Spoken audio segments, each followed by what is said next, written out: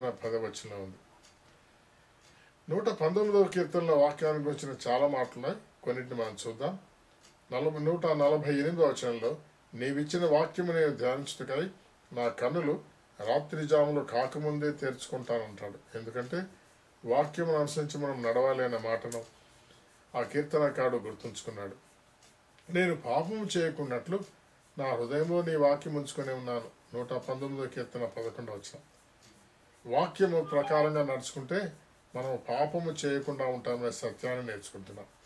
నీ వాక్య భయము నా హృదయమందు నిలుచున్నది. వాక్యము మనలో ఉంటే పాపము చేయకుండా హృదయంలో భయం కలిగి మనం ఉంటాం. నీ వాక్యమును ప్రేమించు వారికి ఎంతో నెమ్మది కలదు. అదే కీర్తనలోనే 165వ వచనంలో. మరి నెమ్మది మనకు కావాలి. ఆఫ్టర్ ఆల్ లోకములో మానవుడు ఏం సంపాదించినా, ఎంత ప్రయాసపడినా, ఎక్కడికి వెళ్ళినా, ఎన్ని స్థలాలు తిరిగి వచ్చినా నెమ్మదిని కోరుకున్నాడు, నెమ్మది కావాలనుకుంటున్నాడు. వాక్య భయములోనే నెమ్మది ఉందని 119వ కీర్తనలో సత్యాన్ని మనము గమనించగలం. ఎవరిలోనైతే దేవుని ధర్మశాస్త్రం వారి హృదయంలో ఉంటుందో వాళ్ళ అడుగులు జారవు అని 37వ కీర్తన 31వ వచనంలో ఉంది. కనుక ఈ వాక్యాన్ని ప్రకారం నడుచుకోవడం, మన హృదయంలో భద్రపరచుకోవడం కూడా అవసరంగా ఉంది. యోహాను మొదటి పత్రిక 2వ అధ్యాయం 14వ వచనంలో యవనస్తులారా మీరు బలవంతులు, దేవుని వాక్యం మీ యందు నిలిచి ఉంది అంటున్నాడు. ఎవరిలో దేవుని వాక్యం నిలిచి ఉంటే వారు బలవంతులుగా ఉంటారు. ఎన్ని రకాలైన మేళ్లు వాక్యమును అనుసరించి నడుచుకుంటే కలుగుతున్నాయి చూడండి. అందుకే పౌలు కొలస్సీయులకు పత్రిక రాస్తూ 3:16లో నీ క్రీస్తు వాక్యము సమృద్ధిగా మీలో నివసింపనీయుడి అన్నాడు. వాక్య సమృద్ధి మనలో ఉండాలని హెచ్చరికను మనం చూసుకుంటా ఉన్నాం.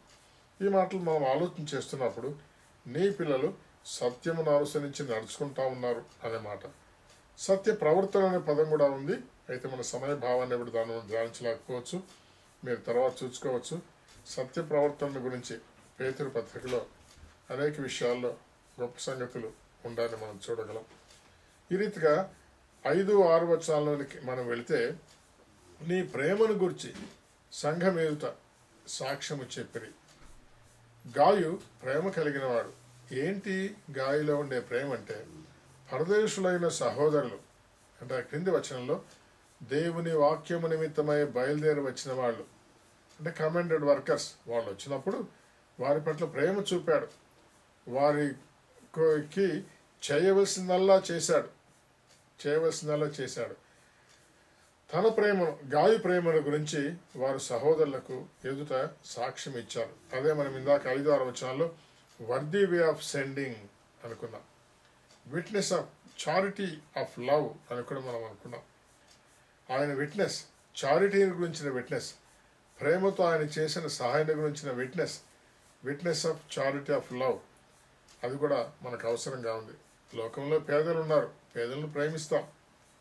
బైబిల్లో కూడా ప్రేమల గురించి ఆ మాట మనం చూస్తూ ఉంటాం.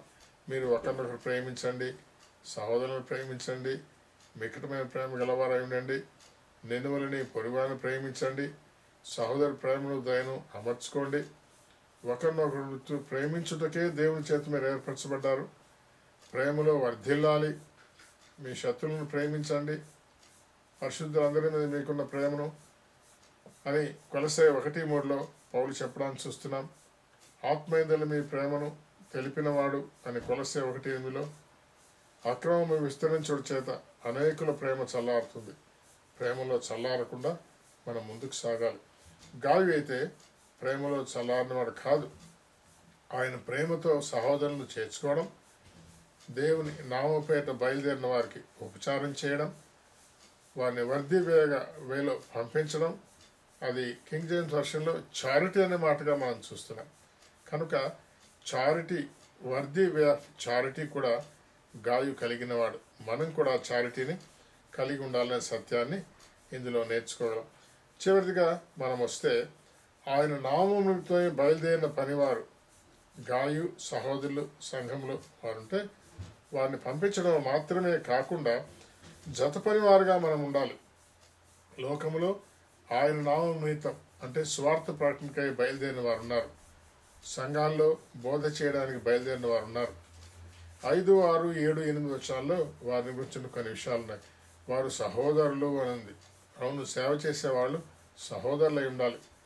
కొన్నిసార్లు సహోదరులు కాకపోయినా విశ్వాసులైన వారికి తగినట్టుగానే మాట 5వ వచనంలో ఉంది. వారు విశ్వాసులు కూడా ఉండాలి. ఈ దినాల్లో సేవకు బయలుదేరే వాళ్ళు కొంతమంది విశ్వాసులు కాని వాళ్ళు కూడా ఉన్నారు, సహోదరులు కాని వాళ్ళు ఉన్నారు. అది జీవనంలాగా ఎంచుకున్న వాళ్ళుగా ఉన్నారు కాబోలు. అలాంటి వారికి కాదు, కానీ విశ్వాసులై ఉండి సహోదరులై ఉండి పరసంబంధమైన వాటి మీద మనసు కలిగి దేవుని నామం నిమిత్తమై స్వార్థ ప్రకటన బయలుదేరిన వారిని మనం వారి పక్షంగా గాయి వలె చేయవలసిందల్లా చేయుట.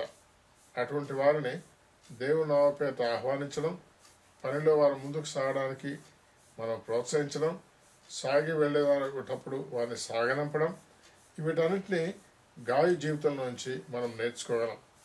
అందుకే సత్యమును అనుసరించి నడుచుకోవట కాకుండా ఇప్పుడు మన భాగంలో సత్యమునకు జత పనివారముగా ఉండుట. జత పనివారం, అవును, మనం ఒక్కరమే పనివారం కాదు. జీవనం కొరకే ఎన్నో పనులు మనకున్నాయి. అయితే దేవుడు మనకిచ్చిన ఆత్మీయ పని కూడా ఉంది. ఈ ఆత్మీయ పనిలో యోహాను 1వ వచనంలో పెద్దలైన నేను అన్నాడు. మనకంటే ముందుగా పెద్దలైన వాళ్ళు ఉన్నారు. ఆత్మీయ జీవితంలో స్థానిక సంఘానికి దేవుడు నియమించిన పెద్దలు ఉన్నారు.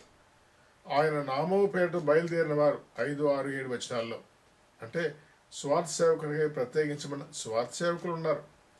ఆ పెద్దలతోనూ ఆ స్వార్థ సేవకులతోనూ తోటి సహోదరులతోనూ కలిసి మనము జతగా పని చేయవలసిన వారంగా ఉన్న సత్యాన్ని ఇందులో నేర్చుకుంటున్నాం. జత పని వారముగా మనం ఉండుట అనేది మన ఆత్మీయ జీవితాలకు ఎంతో అవసరంగా ఉంది. ఇందులో గాయును మనం మాదిరిగా చూసుకోవచ్చు. ఇందులో కొన్ని ప్రశ్నలు మనకు బయలుదేరుతాయి. ఎవరో సేవ చేస్తూ ఉంటే వాళ్ళకు మనం ఎందుకు సహాయం చేయాలి అని చెప్పని. అవును, సేవను గురించి కొరింథీ పత్రికలు కూడా 9వ అధ్యాయం 7, 14 వచనాల్లో ఎవడైనా తన సొంత ఖర్చు పెట్టుకుని దండులో కొలువు చేస్తాడా అని ఉంది. కాబట్టి సేవకు వచ్చిన వాళ్ళు సొంత ఖర్చు చేయాలని దాని భావం కాదు.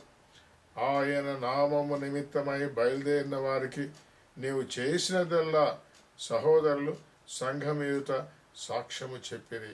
కాబట్టి సంఘాలు కూడా దేని విషయమై చెప్పబడుతున్న సంఘాలు అంటే సేవకుడిగా బయలుదేరిన వారిని వర్దీ వే ఆఫ్ సెండింగ్, అదే మన విట్నెస్ ఆఫ్ చారిటీ అనే పదాలు ఉన్నాయి. కాబట్టి వారిని వర్దీ వే ఆఫ్ సెండింగ్ గాను విట్నెస్ ఆఫ్ చారిటీ మనం కలిగిన వారంగాను ఉండాలని సత్యాన్ని నేర్చుకుంటా ఉన్నాం. దానికి అనుబంధమైన మరికొన్ని విషయాలు కూడా మనం ఆలోచించేద్దాం. ఎవడైనా ద్రాక్ష తోటను వేసి దాని ఫలం తినకుండా ఉంటాడా అని కొరింథీ పత్రిక 9వ అధ్యాయము 7, 8 వచనాల్లో ఉండాలని మనము చూడగలం. మందను కాచి మందపాలు త్రాగని వాడెవడు అనే మాటను కూడా మనం చూస్తూ ఉన్నాం.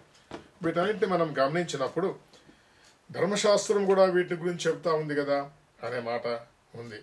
ఆ తర్వాత దేవుని యొక్క బలిపీఠం మీద పరిచయం చేయవారు బలిపీఠం మీద ఉన్న వారితో పాలువారు కారా అనే మాట ఉంది. సువార్త ప్రచురించేవారు సువార్త వలన జీవించాలి అనే మాట కూడా ఉంది. కనుక అటువంటి వారిని మనం వ్యక్తిగతంగా కానీ కుటుంబంగా కానీ సంఘాలుగా కానీ చేర్చుకోవాలి. వారిని యుక్తమైన రీతిగా సాగనంపాలి. ఇదే వర్దీ వే ఆఫ్ సెండింగ్. ఆ తర్వాత ప్రభు పనిలో ఇది జతపని వారంగా ఉండటానికి సత్యాన్ని కూడా నేర్చుకుంటున్నాం. అలాగూ జీవించడానికి గాయ జీవితంలో నుండి ముందుకు సాగడానికి దేవుడు తన అమూల్యమైన కృపను మన పట్ల విస్తరింపచేయును గాక. ఆమేన్.